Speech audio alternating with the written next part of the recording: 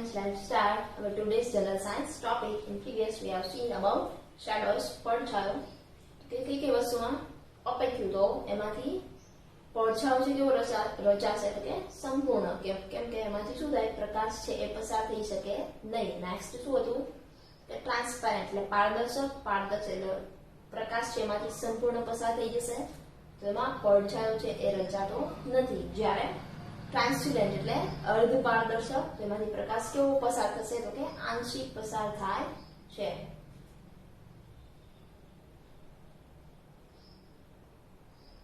Let's see. Tracing paper, oily paper and stained glass are translucent objects. એટલે નકલ કરવા વપરાતો જે અર્ધ પારદર્શક કાગળ છે એને કહેવાય છે ટ્રેસિંગ પેપર એ, પછી તેલી કાગળ હોય એ, અથવા તો કોઈ ડાઘાવાળો રંગીન કાચ હોય એ. તો આ બધા શું છે અર્ધ પારદર્શક વસ્તુઓ છે. and this gas faint shadows. અને આ બધી વસ્તુઓ હલકા પડછાયા પાડે છે. અહીંયા faint એટલે હલકા અથવા તો આછા. Objects cast their shadows on the side opposite to the source of light. અને વસ્તુઓ છે તો તેમનો પડછાયો ક્યાં પડશે તો કે જે પ્રકાશનો સ્ત્રોત હોય એનાથી વિરુદ્ધ દિશામાં. પ્રકાશનો સ્ત્રોત હોય એનાથી વિરુદ્ધ દિશામાં વસ્તુનો પ્રકાશ છે એ પડછાયો છે એ પડે છે. એ ઓપોઝિટ એટલે વિરોધી. Using your hands and fingers, can you make the shadows as shown in the picture? તમારા હાથ અને આંગળીઓની મદદથી તેને વાપરીને તમે અહીંયા આકૃતિમાં બતાવ્યા મુજબના ચિત્ર એના પડછાયા છે રચી શકો છો. આવી ટ્રાય કરી છે ને બધાએ? Size of shadows depends upon the nearness of the object to the light source. કે પડછાયાનું કદ છે એ શેના ઉપર આધારિત હશે તો કે પ્રકાશનો જે સ્ત્રોત છે એનાથી વસ્તુ કેટલી નજીક છે એના ઉપર પડછાયાનું કદ છે આધાર હોય છે. ડિપેન્ડ એટલે આધારિત અને નિયરનેસ એટલે નજીકતા. Being an opaque object, જો કોઈ અપારદર્શક વસ્તુ હોય the ball forms a shadow opposite to the source of light. કોઈ દડો હોય તો એનો પડછાયો છે એ પ્રકાશના સ્ત્રોતની વિરુદ્ધ દિશામાં રચાય છે. The shape of the shadow is similar to the shape of the object. Like કે અહીંયા ઓબ્જેક્ટ શું છે આપણો બોલ. એટલે પડછાયાનો જે આકાર છે એના જેવો જ આકાર, જે દડાનો જે આકાર છે એના જેવો જ આકાર જે પડછાયો છે એનો હોય છે.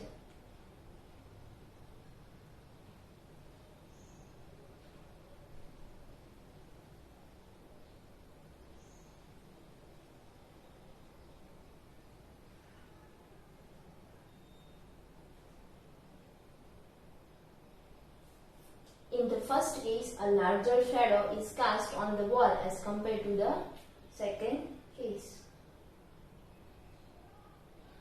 એટલે પહેલા કિસ્સામાં પડછાયો છે કેવો હશે મોટો દિવાલો પર, કોની તો કે બીજા કિસ્સામાં જે પડછાયો છે એની કરતા. It shows that closer a light source is to an opaque object, larger is the shadow cast. એટલે આ બતાવે છે કે જેમ પ્રકાશના સ્ત્રોતની નજીક હશે વસ્તુ અર્ધપારદર્શક એટલો જ પડછાયો છે એનો કેવો હશે મોટો. ક્લોઝર એટલે નજીક, ઓપેક્યુ એટલે અપારદર્શક. સનલાઇટ એન્ડ શેડોઝ, સૂર્યપ્રકાશ અને પડછાયો. The position of the sun determines the length of the shadow. કે સૂર્યની સ્થિતિ છે એ પડછાયાની લંબાઈ નક્કી કરે છે. તો એના ઉપરથી નક્કી થાય છે. અહીંયા પોઝિશન એટલે સ્થિતિ, ડિટરમાઇન્સ એટલે નિર્ણાયક અને લેન્થ એટલે લંબાઈ. The rays of the sun are slanting in the morning and in the late afternoon. એટલે સૂર્યના કિરણો સવારમાં અને મોડી બપોર પછી લેવલમાં સાંજના ટાઈમે કેવા હશે કે ત્રાંસા હોય છે. rays એટલે કિરણો and slanting એટલે ત્રાંસા.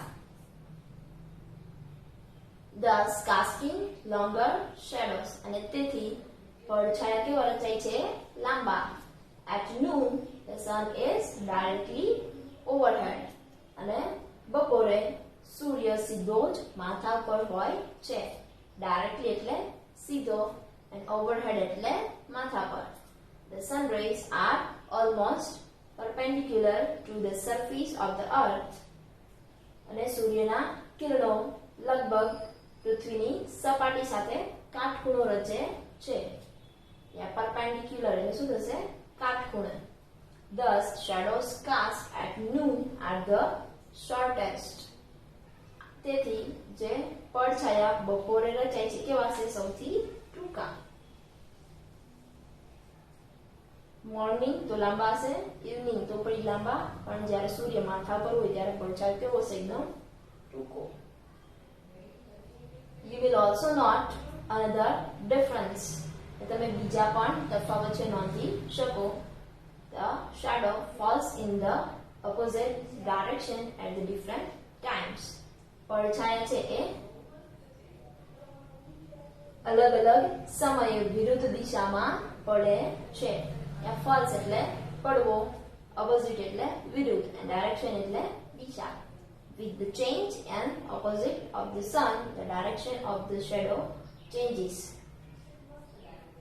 એટલે સૂર્યની સ્થિતિ છે એ જેમ બદલાશે એમ જે પડછાયો છે એની દિશા પણ બદલાય છે.